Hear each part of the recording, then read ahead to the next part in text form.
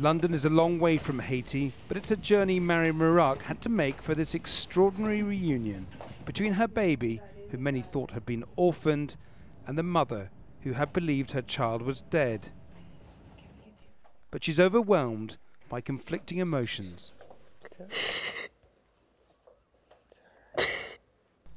I felt sad because even though I was told she had lost her arm, and in spite of seeing the photo, I hadn't really believed it. It's when I saw her that I finally believed she had really lost the arm. In a twist of fate, Landina's life was saved by the earthquake that struck Haiti in January, killing more than 200,000. It set in motion a chain of unlikely events that led to her life-saving treatment in Britain. Several nurses and a surgeon died when this hospital collapsed around Landina during the earthquake. She was pulled from the rubble 2 days later. Landina had already been in the hospital for more than 2 weeks before the quake hit, after being severely injured in a house fire on Christmas Day.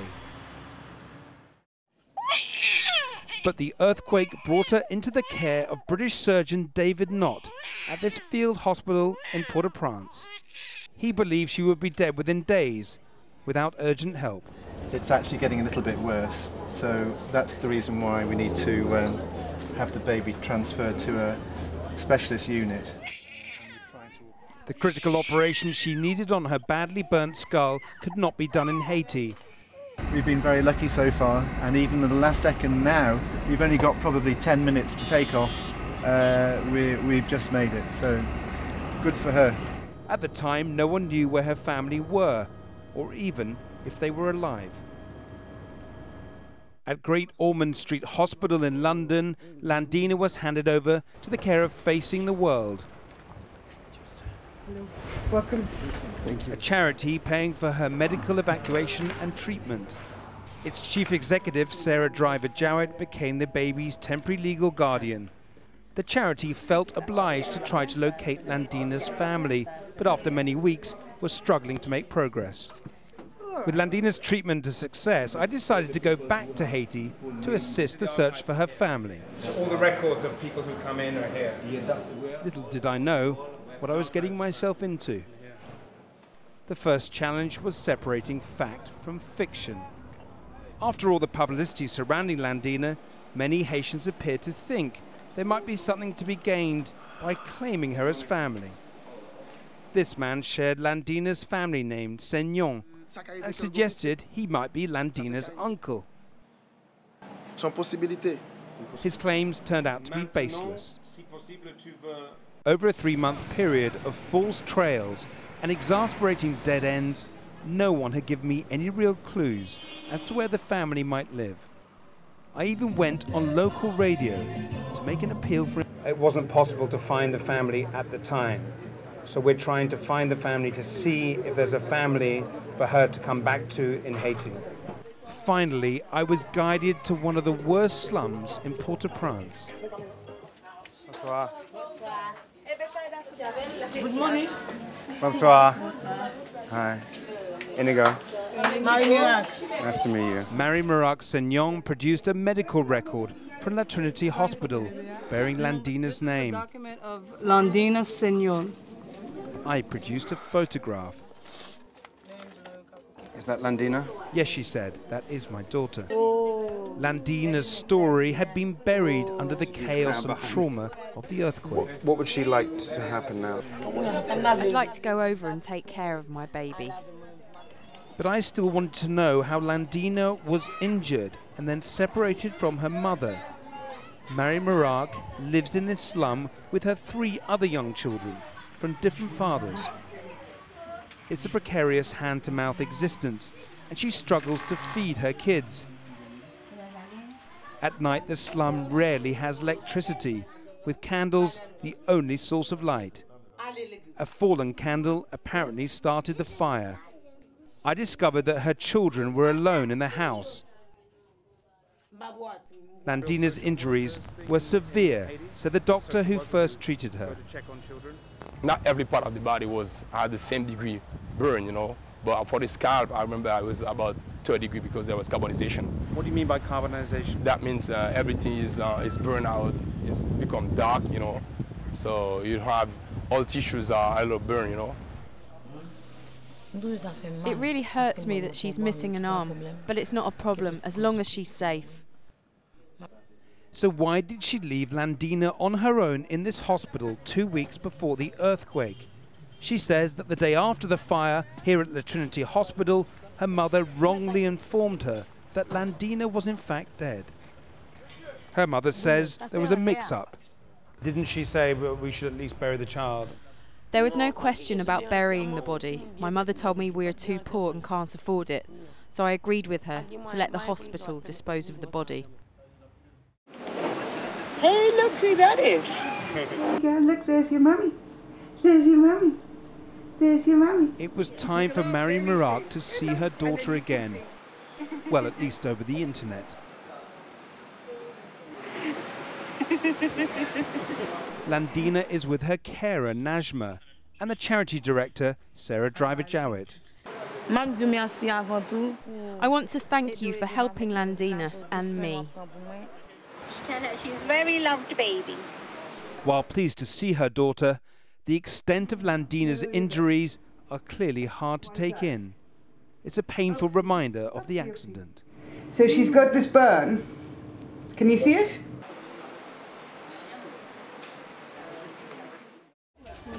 With her departure for Britain now imminent, we return to Mary Murak's home to see about her preparations for the trip and to talk about Landina's future. The charity Facing the World is obliged to return Landina to the care of her family once her injuries are stabilised.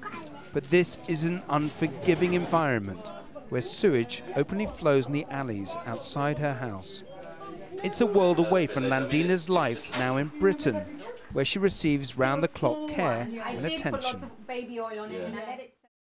Mary Murak seems to have some awareness of this, and the dilemmas she faces dominate impassioned discussions with close friend Beniranda. Let me explain to you. Remember how I used to leave for work early in the morning and come back at night? Do you see Landina coming back to that? I have to watch her all the time to ensure she never gets hit on the head. She's missing an arm. Can she even walk?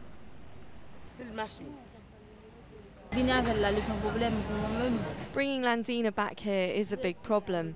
My hope for her is that she stays over there, but that's a problem too. If she stays, will she get adopted?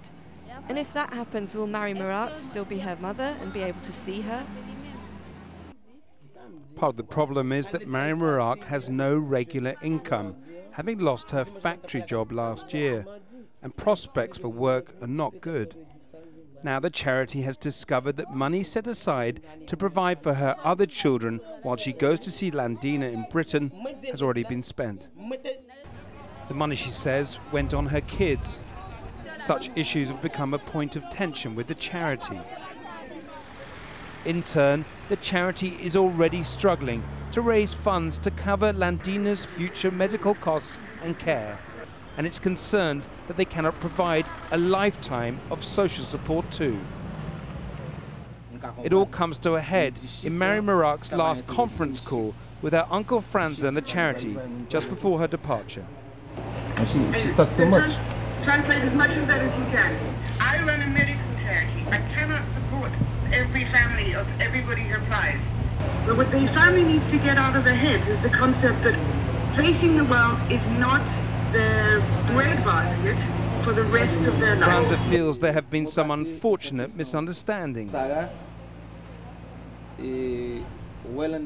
knows Landina, but she's only seen Mary Murak through a laptop. She doesn't know Mary Murak or her situation. I guess at the heart of it really is a different set of expectations from the two sides. On the one hand, the family are saying, look, you know, we thought Landina was dead and buried, but now you've brought her back to us, great, but she's a burden on an already heavily burdened family. How are we going to deal with this? On the flip side, Sarah, I think, feels, look, we've saved this child's life, we've given her extraordinary care, and you seem to want more and more. And I guess that clash of expectations was always going to come about, and it has. But now there's a chance to talk face to face with Mary Murak's departure for London. She says goodbye to her other 3 children. It's Mary Murak's first time on an aeroplane. 2 days after leaving Haiti, she finally arrives in London and is greeted by Landina's temporary legal guardian. For Mary Murak, it's not just her surroundings that are unfamiliar, but even her own daughter, who was just a month old when she last saw her.